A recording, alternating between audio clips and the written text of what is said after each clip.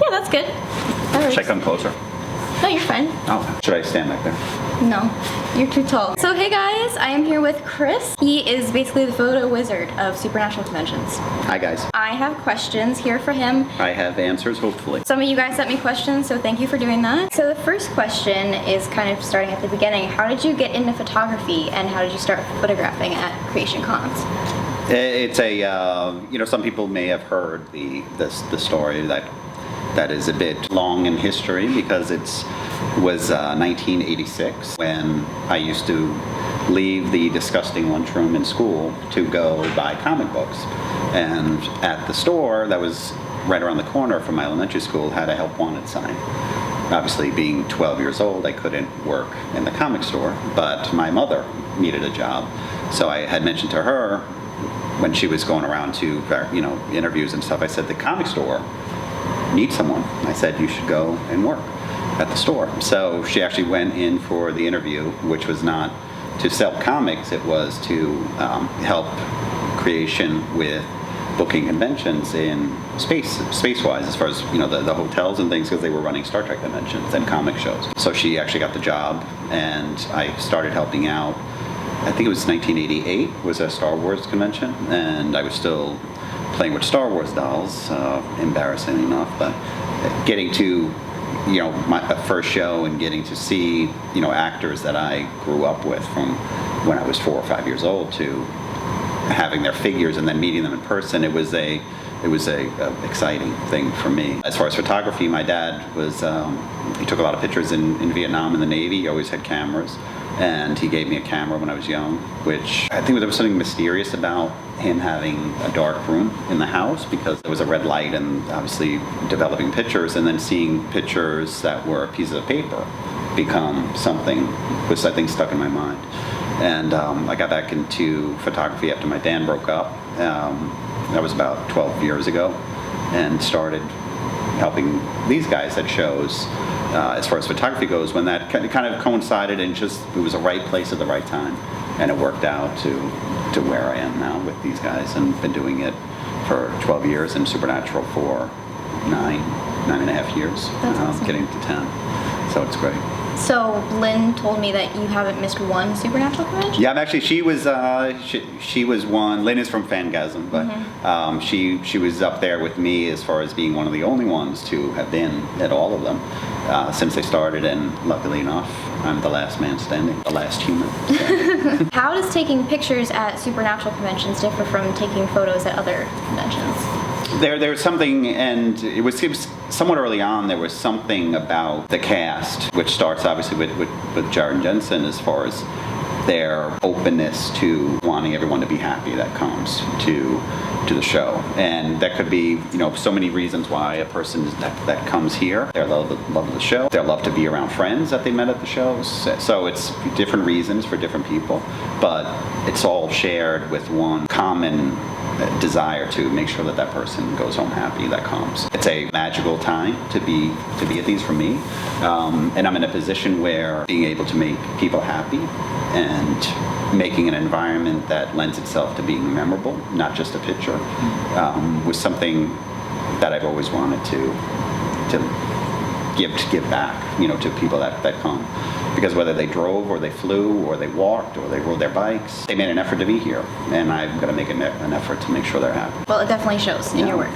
But as far as the pictures themselves, there was always an openness to, as far as it goes along with making that person happy, is that they have maybe an idea in their mind of what they want. And if you come back to a show, you don't want to do the same thing over and over. But being open to what people want and poses that people want, and whether I'm jumping on the chair or climbing down on the floor, if when we were doing that, but you just want that person to be happy. So yeah, it's a magical time.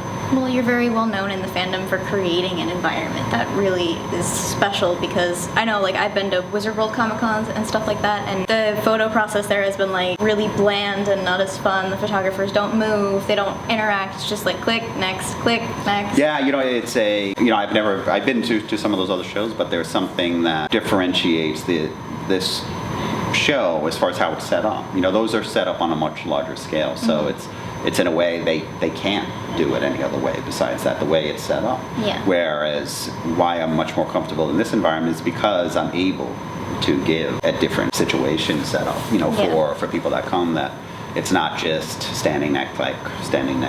It was, the music is a key part. The music is, number one, it keeps me moving, but it also, obviously knowing the actors as long as I have, I know what kind of music they like, so that lends itself to them being happier, which makes, all in all, it's a collective. It's psychological also. It's just knowing that music is a very powerful memory maker, where you remember a song when you're younger that, you could almost see a memory of what you were doing while you heard that song, the same as a smell, like the power of smell, but that's a different memory in here, the power of smell. But as far as the music goes, it's the right music, it's the right mood, making people at ease, which is a big thing because everyone is anxious to be here to begin with. Mm-hmm. So making them even a little bit more comfortable can lend itself a long way to making them more comfortable in the picture, and then putting it all together. Once they see the picture, they remember. I remember dancing online, and I remember coming up and meeting someone I appreciate, and having that short period of time, which is a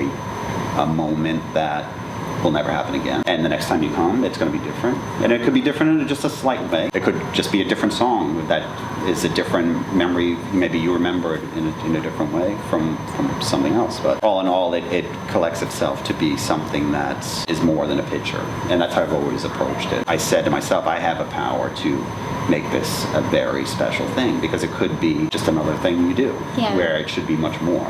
And that's how I approached it. First of all, that's fantastic. Second of all, you're really well known for the whole music situation. Well, people were asking me if you'd ever release the full playlist of the songs that you have. It's like the KFC recipe. You don't share the magic. Yes, yeah, I mean, there is a thing about, having a background in music like I do, and a love of music from when I was as early as I remember, is sharing, the music. And when all is said and done, I will expose the whole enchilada to everyone so everyone can see it. Honestly, they've been made over 6 to 7 years. And there's additions, there's ones I find that are dubs that just suck the mood out of the room, that'll get removed, and then I'll hear something new, or I'll remember something new, then I said that'll work.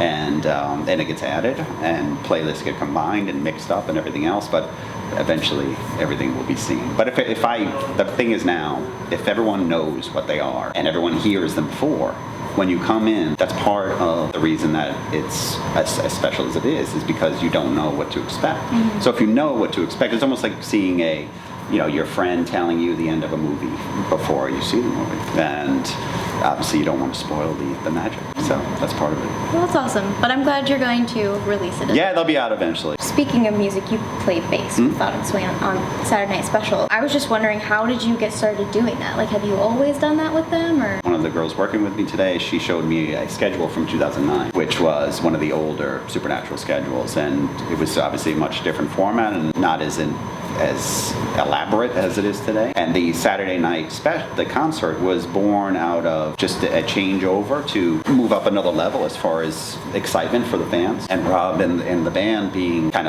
part of the whole family, having them come on definitely amped up everything quite a bit. And early on, I played a cover song with them. And for me, being the fact that I don't sing, it was a different dynamic to just play a random cover, whereas to be asked to play one of their songs was an honor for me, being how talented they are.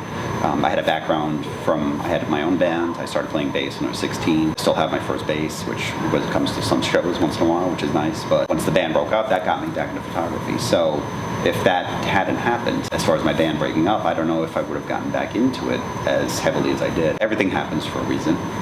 Being asked to play with them and play their songs, which I love, is magical for me and something I'll never forget. Yeah. Oh, well, you do a fantastic job every single time. Thank you. Okay, what's one of your favorite memories from taking photos at a Supernatural convention? I could ask you, favorite poses and ones I don't like, and honestly, everything blends together in a way, but at the same time, it's every show has a different vibe about it, and it could be, you know, a mood, not from my mood, but from the energy from the fans, and you could feel an excitement. You know, some shows are a little bit more amped up than others, but they're all incredibly special to me. And seeing other fandoms, because I've been in, you know, Star Wars and Star Trek and Xena and X-Files, Buffy, and all incredible, but there was always something about this that just affected me deeper than the others, and I think it had a lot to do with relationship with the actors, but also relationship with the fans. And early on, the fans were always appreciative of me, and even ones that hadn't, because sometimes it's hard to say,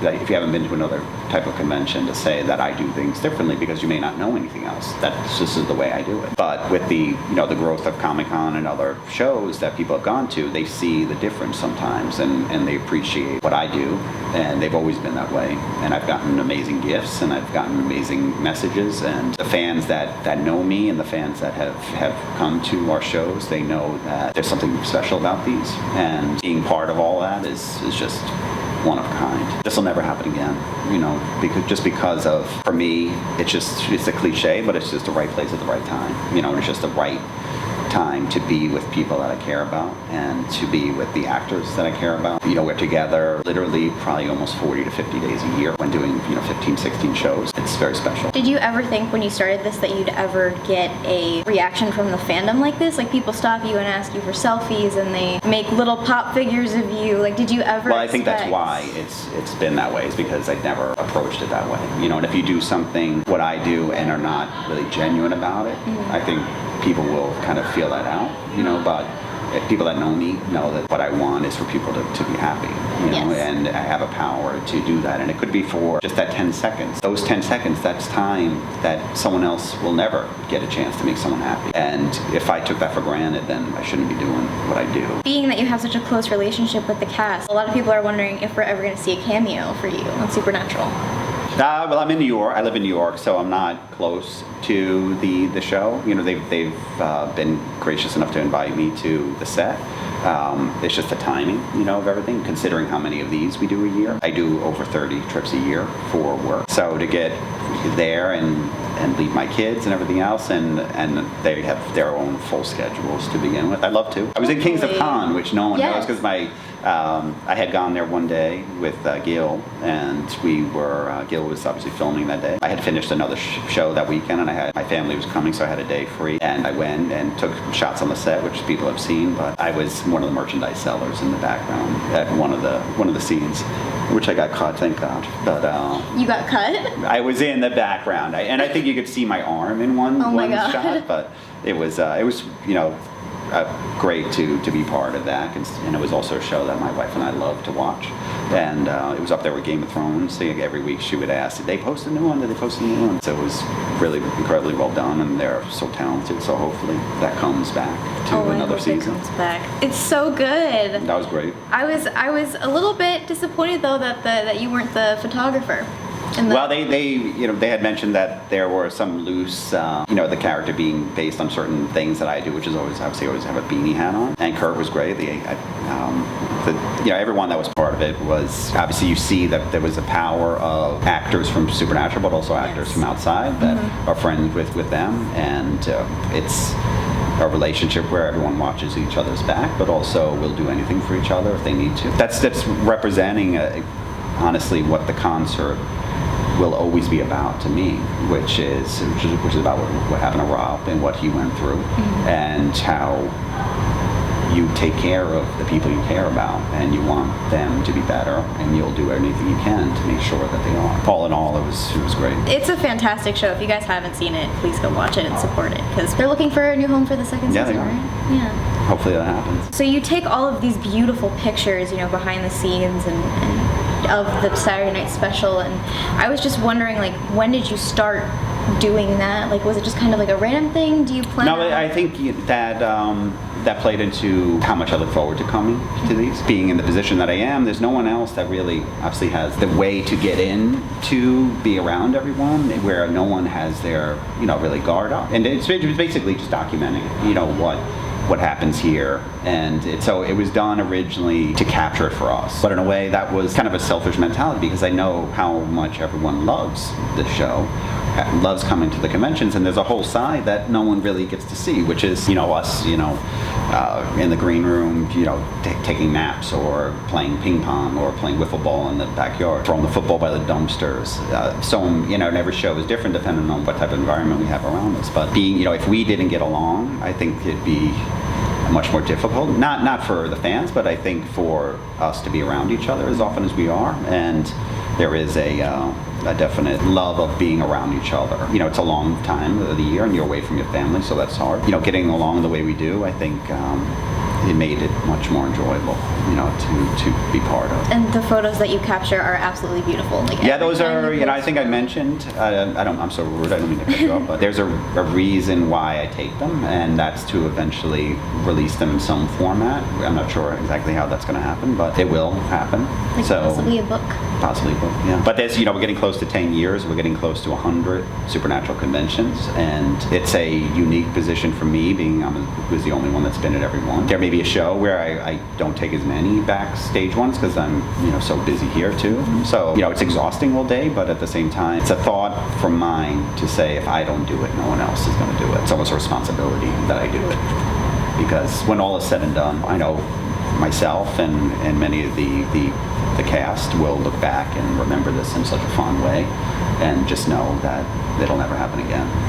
And that's something that makes it as special as it is. It's because it can't be recreated, because something that grows organically, that naturally happens with the fans, with the actors, with creation for running them and for running them as long as they have, and to branching out into different cities and to branching out into different countries. And again, you can't say it enough. It's just a one-of-a-kind opportunity for me to be part of. So I was curious, you have a YouTube channel and you posted a couple things. Yes.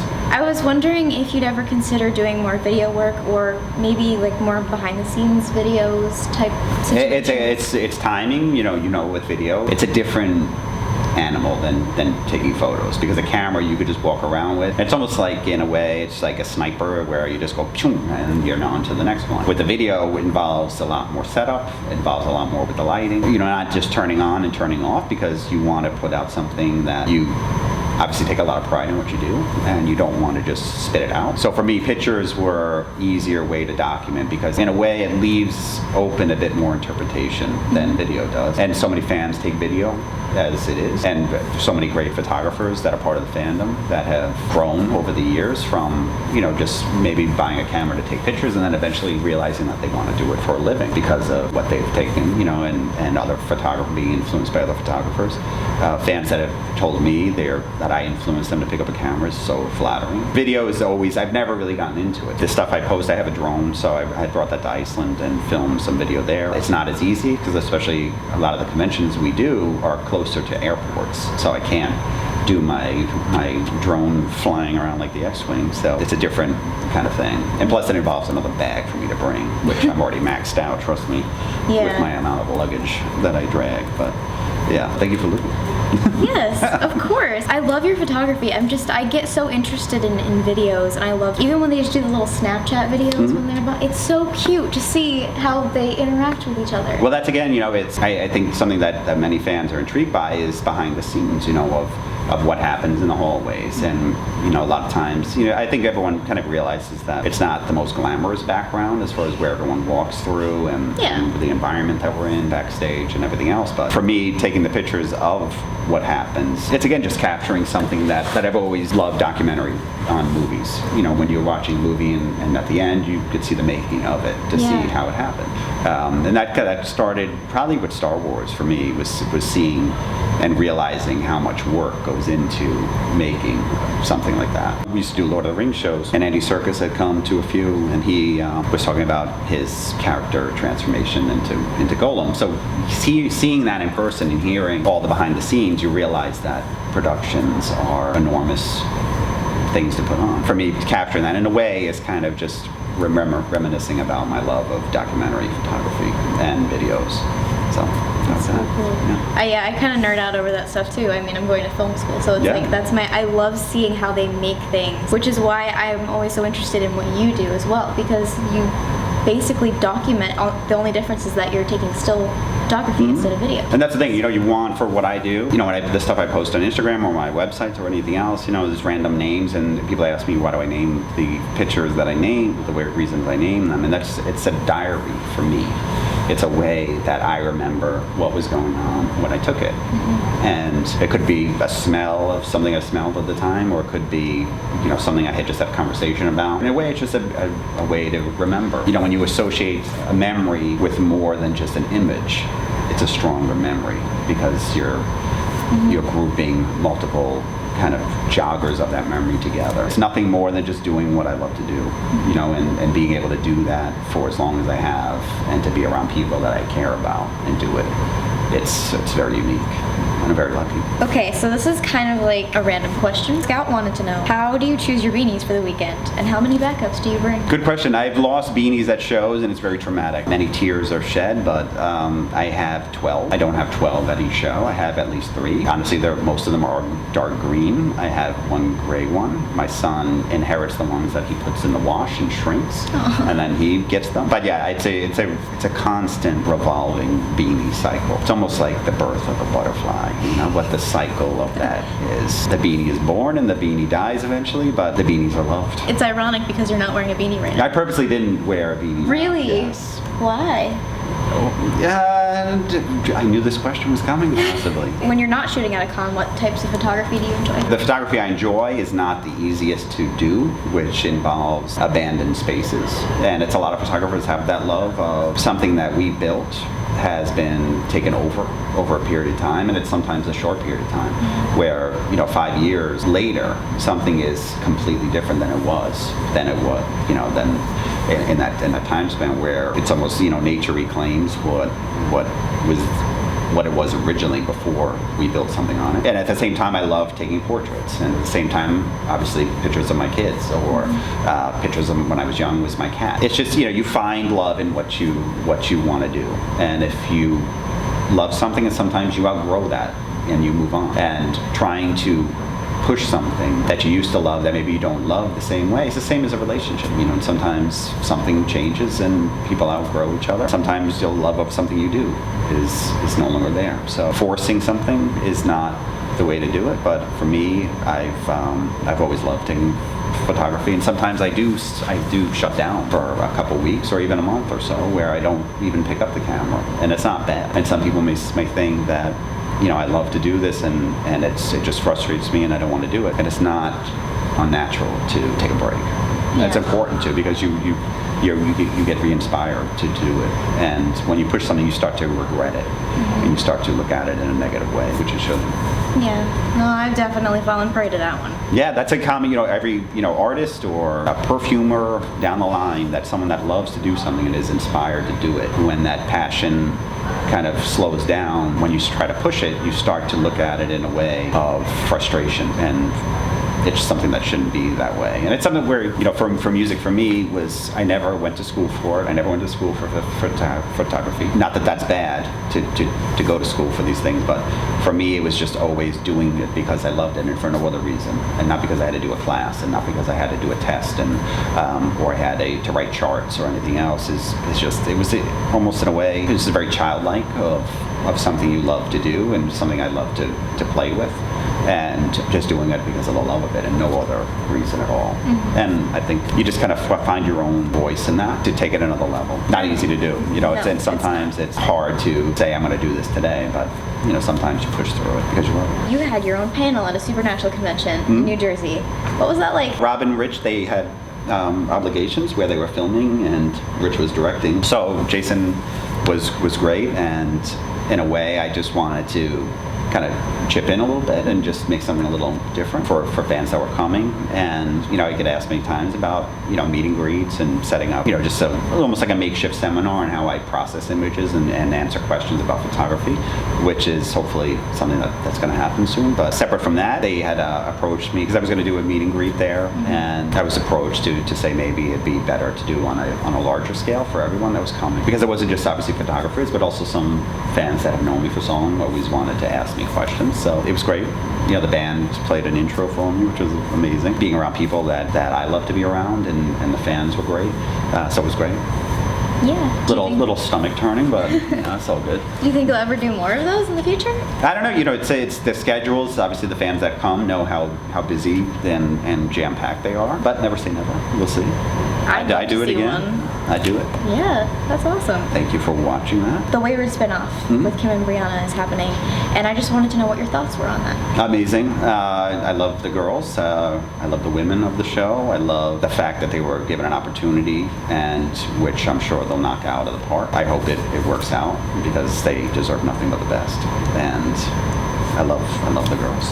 Yeah. The women. So I thought it would be really nice to end on this. A lot of people were asking what your advice is for aspiring photographers. I get asked many times, and it's something by a lot of times maybe it's the parent is there with a younger kid who's into photography, and they'll ask me how I got started, and honestly the way I've done it is very unconventional, and I think that doing anything artistically involves something out of the ordinary, because there's so much competition. There's so many people that do it, there's so many talented people that do it, and there's so many talented people that their work never gets seen. Sometimes that's not the reason to get into something, is to have your work seen. And if the best advice I can give is to do what you love to do, shoot what you love to shoot, develop your own style, which is very hard sometimes, especially because everyone uses similar software and similar cameras. But again, it just, photography and video are, specifically for photography, because that obviously existed before video, but it's always been about the image, and that's the most important thing. And don't get caught up in overdoing filters and overdoing processing. And the bottom line is just don't be influenced by what anyone says, except for the fact that you love what you do, and just keep plugging away. Early on, I was in some photos, it was before Flickr and all and Instagram and everything else back in the day, in 1902 when I started. It was a photo a day, and it was just taking one picture a day of any random thing, or any your day as far as what you do, and just maybe you on the train, or maybe you're going to the mailbox, or whatever it was, as simple as it was still just practice in a way. It was just developing how to control the light, how to work in different environments. And that's early on I was doing weddings, which in a way prepared you for a lot of different type of work, because you're taking pictures of people, but at the same time you're trying to be artistic about it. So I did that for about a year. Again, every stage that I went through, just kind of, whether it be concert photography or weddings or Greek baptisms, where my wife was Greek, so I was in that circle as far as doing, which is a totally different thing. It's treated as almost like a wedding, because it's just one baby. It's not, sometimes some baptisms are multiple. And I loved everything that I did, so it was just learning from mistakes. Don't get frustrated, and just keep doing what you love. Well, thank you so much for doing this, Chris. My It was pleasure. so nice of you. Absolutely. So if you guys aren't following Chris on Twitter and Instagram, I'm going to leave his links in the description down below. Go check it out. If you're ever at a con, he's the person with the camera. Say Don't be hi. scared. A lot of times I hear that people are scared, and I don't know if I come across so intimidating, but maybe it's my height. I was nervous when I asked you for a selfie for the first time. I was very nervous, and I think it was just because when you hear so much about someone and you've never met them really, because I'd met you, but it wasn't like really meeting you. I feel like you might have this notion in your head of, oh my god, it's kind of terrifying, but then I'm not scared of you anymore. You are. No, I'm not. I promise. Thank you guys. Thank you guys for watching. See you next time. Bye. Yay.